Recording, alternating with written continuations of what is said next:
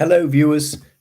I've got a decent appearance, uncharacteristically, and it's not just out of respect for the late John Bruton of happy and glorious memory, the dearly lamented John Bruton, because I just found out that our erstwhile Taoiseach has been called to his reward, to the great big Doyle in the sky. So remember, when I first became sort of aware of what was going on in politics in the Republic of Ireland in the early 90s, he was Fine Gael leader, then in opposition, because it was the sort of end of the Charlie Haughey era. Albert Reynolds took over as leader for a little while. So he's passed away, John Bruton, that is, in the Mater Hospital in Dublin, as to say, Mother of God, Mater. I remember reading, was it James Joyce's little sister? You think it was called the Mater, as in you went there, if there's something the matter with you, rather than sort of Mater Misericordia, the Mother of Loving Kindness. Anyway, he's been effusively praised, but such are usually the exequies when a superannuated statesman is summoned to the debating chamber yonder. And then he was Taoiseach, as in Prime Minister. Now, incidentally, I'm no Gael Gore, as you may have deduced, of the Republic from 1994 to 97. So he did so much to help achieve peace in Northern Ireland. And Fine Gael, as in Irish family, was the more moderate of the two major parties in the Republic of Ireland. People often said we had civil war politics for almost a century because Sinn Féin split in 1922 with regards to the Anglo-Irish Treaty. And Fine Gael inherits the tradition of Michael Collins and those who said, yes, we must signal our acceptance of this treaty with the United Kingdom and permit Northern Ireland to remain in the United Kingdom, at least temporarily. Trouble is, these temporary solutions have a habit of becoming permanent, and here we are over 100 years later, and there's little sign that partition is going to end. But John Bruton actually looked back before that troubled times of the early 20th century to the Irish Home Rule Party, and he really felt that he was carrying the baton from them onwards, and had portraits of Irish Parliamentary Party politicians up in his office and so forth. Felt that Irish history had taken the wrong turn around the time of the Easter Rising. However, he had to say the cúpla focal and doff the cap to the Republican militant tradition with regard to things. I remember in 1997, going to the commemoration of the 75th anniversary of the assassination of Michael Collins. Not that he was hailing that event, but rather he was mourning it, and he was there. The Fine Gael leader always there, lays a wreath. Dr. Varadkar has done so in recent years, especially on the centenary of Collins's death. I got to press the flesh with him, and I ran into him in Vienna way in 2003, just by chance, when he was a European commissioner. So John Bruton, he was one of the most illustrious, remarkable, and honest politicians in Ireland. But sadly, we don't see his like very often. And he was up against some of the most low down, dirty, loathsome, imbecilic, mutton-minded politicians, and Fianna Fáil on the other side. Not all Fianna Fáilers are bad, but people like Bertie Ahern. I mean, we're supposed to have the gift of the gab, but Bertie Ahern certainly didn't kiss the Blarney Stone. Or Albert Reynolds had always talked to his toes, who were just woeful public speakers. It's staggering to think they got so far in politics. People who are completely unintellectual, whereas John Bruton was way worthier, a far finer representative of our country, but sadly didn't hold office for that long. But let's see what his achievements were. So he came from Meath, if I got that right. He'd studied at University College Dublin and the King's Inns.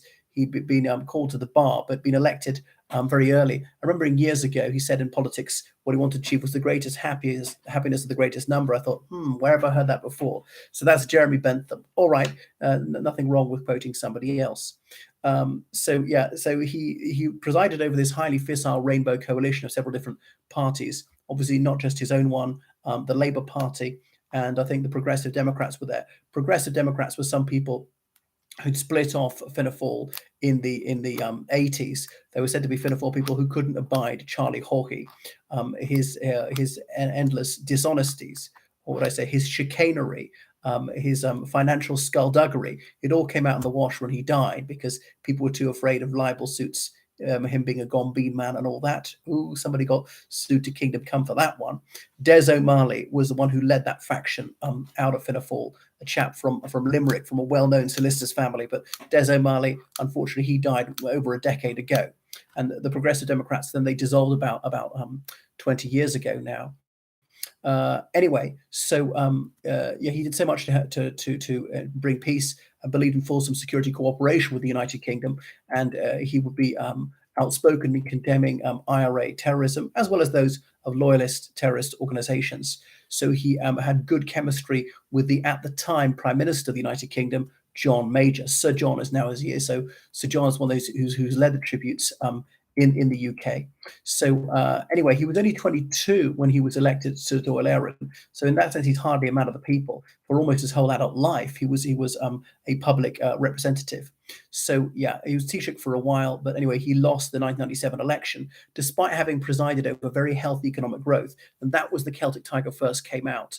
And is to some extent down to his policies. Another thing is he was a fervent Euro nationalist, believed in leading the Republic of Ireland into the European Union. The referendum on scrapping the Irish pound, which I regret, was passed the year after he left office, but he'd done a lot of spade work for it and definitely believed in total commitment to the European project, saw it as a way to supervene what he thought were petty divisions between Irish and British in Northern Ireland to embrace a shared European future. Anyway, so he bowed out of frontline politics in 2001. The price of failure for him was high, being appointed ambassador to the United States and latterly taking up a post at the European Union. As I said, I mean, I remember after he left office as leader of the party, he'd said that that Fine Gael was not the Fianna Fáil was the national party and Fine Gael was the international party. So and also under him, there were various other changes were brought in. Divorce was legalized. Homosexual acts were decriminalized, and so forth. There was more greater right to contraception and indeed pornography.